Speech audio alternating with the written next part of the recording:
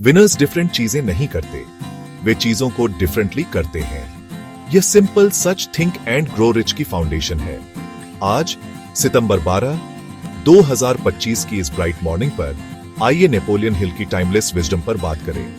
हिल wealth में पैदा नहीं हुए थे, वे एक यंग जर्नलिस्ट थे। फिर एक ड्रामेटिक टर्न आया, उनको एंड्रयू कार्नेगी का इंटरव्यू लेने का टास्क मिला। कार्नेगी ने हिल में एक स्पार्क देखा।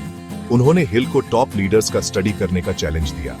यह कोई छोटी रिक्वेस्ट नहीं थी, यह एक लाइफ अल्टरिंग मिशन था। कार्नेगी का मानना था कि अचीवमेंट के प्रिंसिपल्स सिखाए जा सकते हैं, कि सक्सेस लक नहीं बल्कि एक स्पेसिफिक माइंडसेट और जानबूझकर की गई एक्शंस है। Henry Ford, Thomas Edison, Theodore Roosevelt 20 साल से ज्यादा हिल ने खुद को इस पर्पस के लिए डेडिकेट किया। उन्होंने इंटरव्यू किए और स्टडी किया।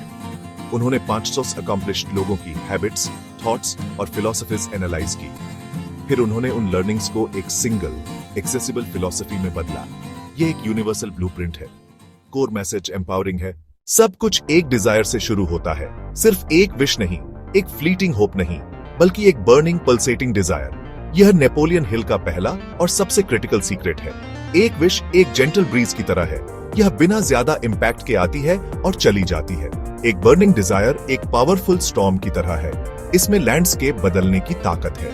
एक स्टूडेंट सिर्फ पास करने की विश करता है, बनाम एक स्टूडेंट जो क्लास में टॉप करने की बर्निंग डिजायर रखता है। पहला स्टूडेंट कभी कभी स्टडी कर सकता है, लेकिन दूसरा अपना टाइम ऑर्गेनाइज करेगा, लेजर को सैक्रिफाइस करेगा, हेल्प मांगेगा, जब तक गोल पूरा ना हो जाए।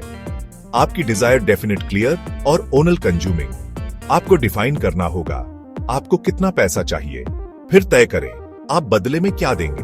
आगे एक डेफिनेट डेट तय करें, फिर एक डेफिनेट प्लान बनाएं और तुरंत शुरू कर दें, रेडी हो या ना हो। फाइनल स्टेप, अपनी रिटन स्टेटमेंट दिन में 2 बार जोर से पढ़ें। पढ़ते समय खुद को अपने गोल के पोजीशन में देखें। यही असली मैजिक शुरू होता है, इंटेंजिबल से टैंजिबल।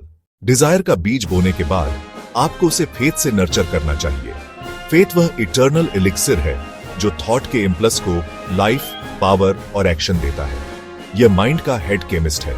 बार बार अफर्मेशन देकर सबकॉन्शियस को इंस्ट्रक्शन दे। जब आप बार बार कहते हैं आप अपना गोल अचीव कर सकते हैं और आप उसे विजुअलाइज करते हैं, आप धीरे धीरे एक अटूट बिलीफ बनाते हैं।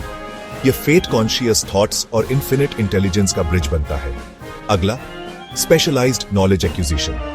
जनरल नॉलेज अकेले वेल्थ बनाने में कम काम आती है। नॉलेज तभी पावर बनती है जब उसे ऑर्गेनाइज किया जाता है और इंटेलिजेंटली डायरेक्ट किया जाता है, एक्शन के प्रैक्टिकल प्लान्स के जरिए एक डेफिनेट एंड तक। आपको यह सारी नॉलेज अपने ही हेड में रखने की जरूरत नहीं है। सफल लोग एक्सपर्ट्स और स्पेशलिस्ट्स से गिरते हैं। हिल इसे मास्टरमाइंड ग्रुप कहते हैं। इमेजिनेशन माइंड की वर्कशॉप है जहां प्लान्स बनते हैं।